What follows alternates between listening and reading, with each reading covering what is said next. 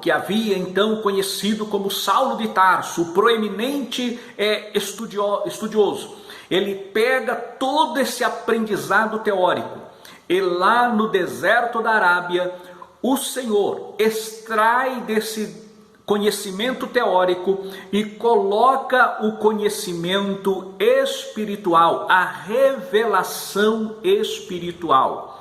Daí nós vamos entender o que o próprio apóstolo, quando escreve aos Coríntios, ele diz que todo aquele conhecimento ele considerou esterco para o evangelho de Cristo. O que é esterco? O esterco é o que aduba, é o que fortalece, é o que dá força à terra para que ela possa produzir a semente que lhe é semeada. Assim, aquele conhecimento teórico foi o adubo, foi o esterco, para que Paulo pudesse ver então frutificado a verdade da graça que ele recebera do Senhor Jesus Cristo, ministrada pelo Espírito Santo, enquanto ele esteve recluso, isolado ali no deserto da Arábia. E dali ele traz então a mensagem da pregação. E ele aponta que o seu evangelho era a palavra da cruz, que era loucura para os gregos e escândalo para os judeus.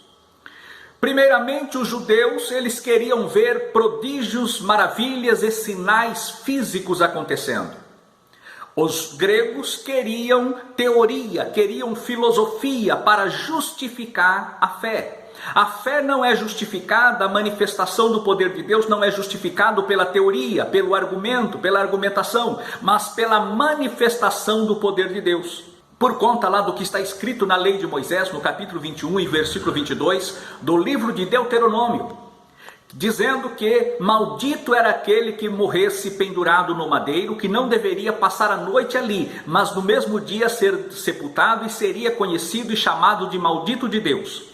Esta expressão, quando vê que Jesus, o Messias, fora morto numa cruz, por uma execução romana, como que um homem desse poderia ser o canal para a salvação e de resgate do povo judeu e de toda a humanidade e ser ele o Messias prometido?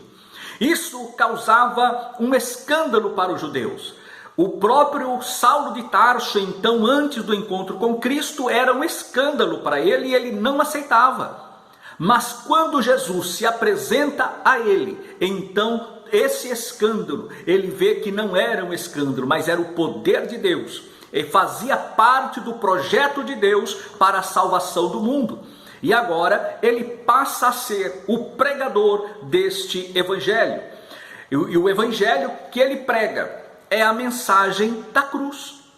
Lá em Romanos, no capítulo 1, nós vamos encontrar que ele diz assim: não me envergonho do evangelho do nosso Senhor Jesus Cristo, não me envergonho, pois ele é poder de Deus para a salvação de todo aquele que crê. Glórias a Deus.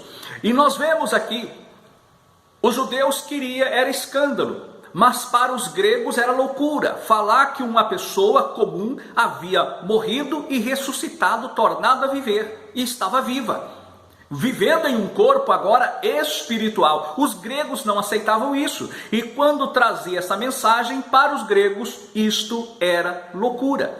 Daí a expressão que Paulo, que faz parte aqui do nosso texto, da nossa leitura em classe, porque a palavra da cruz é loucura para os que perecem, mas para nós que somos salvos é poder de Deus. Poder de Deus. E nós somos salvos por este poder, o poder da mensagem da cruz, que foi pregado pelo apóstolo Paulo. Nós vemos ainda na sequência a expressão da pregação do apóstolo Paulo. Nós vamos encontrar isso no tópico 2 já da nossa lição. Nós vamos encontrar a expressão utilizada por ele: Evangelho de Cristo, Cristo crucificado e Cristo ressurreto. O Evangelho da cruz. Evangelho vem da palavra, vem do grego, evangelion, que traz o sentido, né? É o prefixo eu, é uma forma neutra da palavra que significa bom, bem feito. Assim a palavra evangelho significa boa nova, boa notícia, que se leva às pessoas. E esta mensagem do evangelho são as boas novas que é levado às pessoas. Por que boas novas?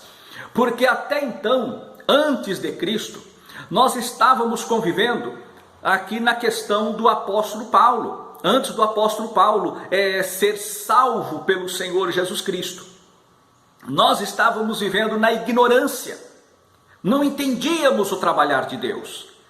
Agora, toda a raça humana estava condenada antes da encarnação do Verbo divino, como disse João lá no Evangelho, por ele escrito: o Verbo se fez carne e habitou entre nós. O que nós podemos entender? O Verbo se fez carne. O Cristo, o Filho de Deus, no conselho eterno, Pai, Filho e Espírito Santo, no conselho eterno, ficou definido que um deles tomaria a forma humana para resgatar o homem. E quem tomaria a forma humana? Foi a palavra. No princípio era o Verbo estava com Deus e o Verbo era Deus. Daí a expressão Filho de Deus, porque ele veio para ser encarnado na condição de Filho de Deus, sendo um Deus trino, uma pessoa, a Trindade, Deus, ou melhor, 3 pessoas numa só. São 3 pessoas distintas, o Pai, o Filho e o Espírito Santo. Mas a santidade é comum aos 3, a deidade é comum aos 3. Daí a expressão Trindade, triuno. O Senhor, Deus, quando o Filho é encarnado na mulher, no ventre de Maria, ele toma a forma humana. Aí vem aquelas 3 expressões que costumamos usar: a forma, a fórmula e a forma. A forma, ela toma o formato da forma. E a fórmula é o que faz, o que contém o conteúdo. O ser humano, ele é gerado por uma fórmula, a fórmula humana do homem e da mulher. No entanto, o Senhor Jesus Cristo, ele foi gerado por obra e graça do Espírito Santo diretamente no ventre de Maria. A fórmula era outra. É outra fórmula, mas usou a mesma forma para que tomasse a forma humana.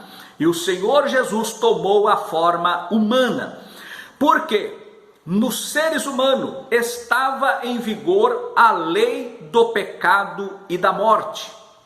A lei do pecado e da morte fora dada lá no Éden, antes da criação. Deus ali, o pecado já existia. E agora, mas não havia no homem. E Deus então estabelece a lei do pecado e da morte ali tipificada, figurada no fruto da árvore do conhecimento do bem e do mal. Quando o homem come desse fruto, manifesta-se a lei do pecado e da morte no homem. Que a morte então entrou nos seres humanos e a morte passou a todos os homens. Aí vem a expressão o evangelho, a boa notícia, as boas novas, é que a lei do pecado e da morte, ela perde o efeito quando o homem aceita esta boa nova através de Cristo Jesus. Ele pode sim ser alcançado pela lei da morte e morrer, mas não será vencido por ela. porque Jesus, a morte não pôde vencê-lo. Jesus deu a sua vida. Ele diz: ninguém tira de mim a vida, mas eu tenho poder para dar e poder para tornar a tomar a vida. Ele mesmo diz: eu sou a ressurreição e a vida. Quando vai na casa de Lázaro, que é questionado por Marta, ele diz: eu sou a ressurreição e a vida. Jesus é a vida, glórias a Deus. E esta é a boas novas que foi ordenada para que se pregasse a todos os homens. As boas novas de salvação. As boas novas em Cristo Jesus, nosso Senhor e Salvador. Quando falamos aqui,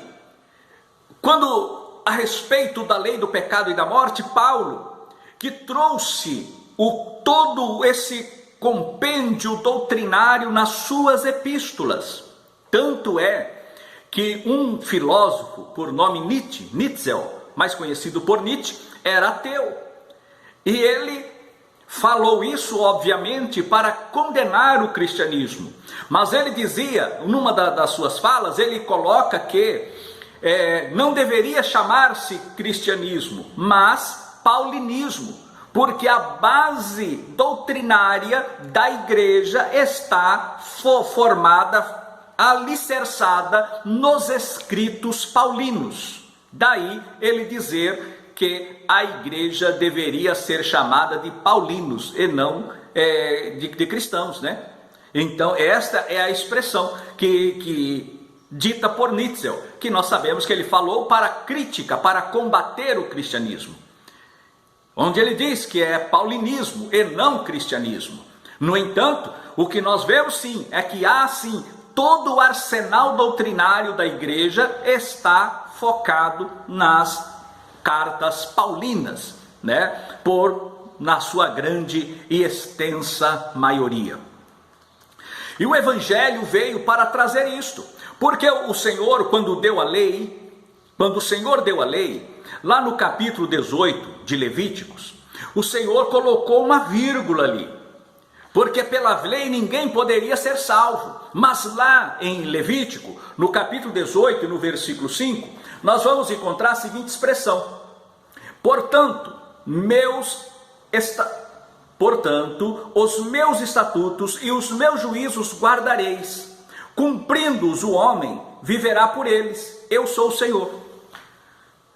Mostra aqui que quem obedecesse à lei, quem cumprisse todos os preceitos da lei, não seria vencido pela morte.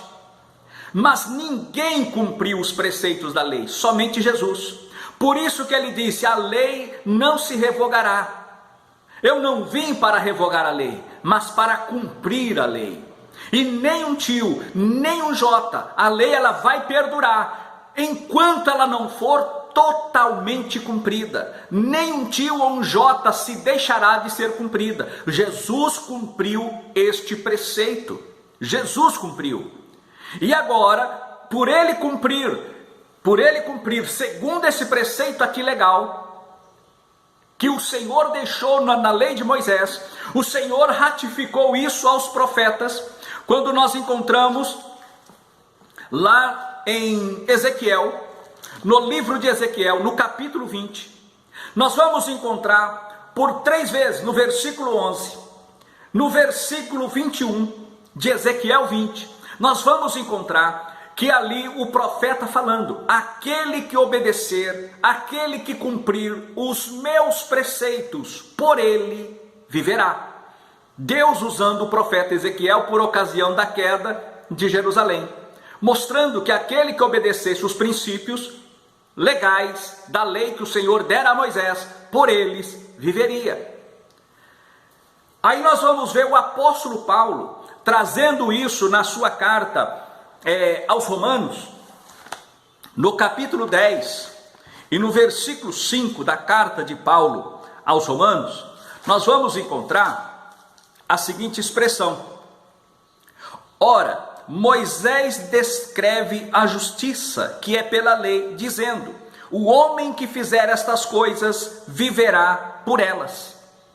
O homem que fizer estas coisas viverá por elas. Jesus cumpriu a lei e pela lei ele viverá. Quando o Senhor está lá na cruz do Calvário, está pendurado, crucificado, nenhum dos seus que estava ao seu lado morria. Porque aonde Jesus está, que ele é a vida, a morte não chega e não poderia chegar. E Jesus então é o primeiro a morrer, para que a morte chegasse àqueles, porque a vida estava ali. E ele então entrega a sua vida, ele olha, Eloi, Eloi, lama sabachthani, porque pela primeira vez ele não vê a presença do Pai, porque o pecado, a maldição da raça humana estava sobre ele. E ali ele diz: nas tuas mãos entrego o meu espírito. E adormeceu. Ali o Senhor morre. Ele entrega a sua vida ao Pai. Ele desce, como diz na carta de Pedro, na sua segunda epístola, ele vai às partes mais baixas e prega aos espíritos em prisão. O salmista fala numa visão messiânica, Davi, ele vê o Senhor Jesus resgatando o que estava no cativeiro, no antigo seio de Abraão. Ele fala: subindo ao alto, levou cativo o cativeiro. E o apóstolo Paulo, vendo os salmos, vendo a lei de Moisés, então ele traz essa doutrina, lá em Efésios capítulo 4, versículos 6 a 8. Subindo ao alto, levou cativo o cativeiro e deu dons para os homens. Mas nós vemos que Paulo, ele pegou o que diz a lei de Moisés, o que diz o Salmo, o que diz os profetas, e traduziu na doutrina para a igreja do Novo Testamento. E este foi as boas novas, de que podemos sim ser alcançados pela morte, mas não vencidos por ela, através do nosso Senhor e Salvador Jesus Cristo. A maldição que estava sobre os seres humanos, o Senhor Jesus se fez maldição por nós, o maldito de Deus, como lá em Deuteronômio capítulo 21, versículo 22. O Senhor então, ele toma a maldição que era do homem, ele toma sobre si. Daí nós vamos entender aqui o Cristo, o Messias, o crucificado de Deus, mas também esse que se fez maldição, que foi crucificado, ele também ressuscitou. A morte não pôde contê-lo. Ele voltou à vida, porque ele diz: eu tenho poder para dar e poder para tornar a tomá-la. E o Senhor então, ele toma a sua vida de volta. Depois de descer ao seio de Abraão, levar cativo o cativeiro, ele ressuscita dentre os mortos. Assim como ele disse, como Jonas passou 3 dias e 3 noites no ventre do peixe, assim também importa que o Filho do Homem passe 3 dias e 3 noites no seio da terra.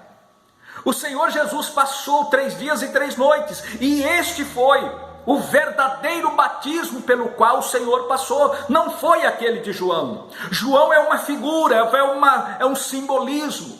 O verdadeiro batismo foi este: o Senhor na sua morte.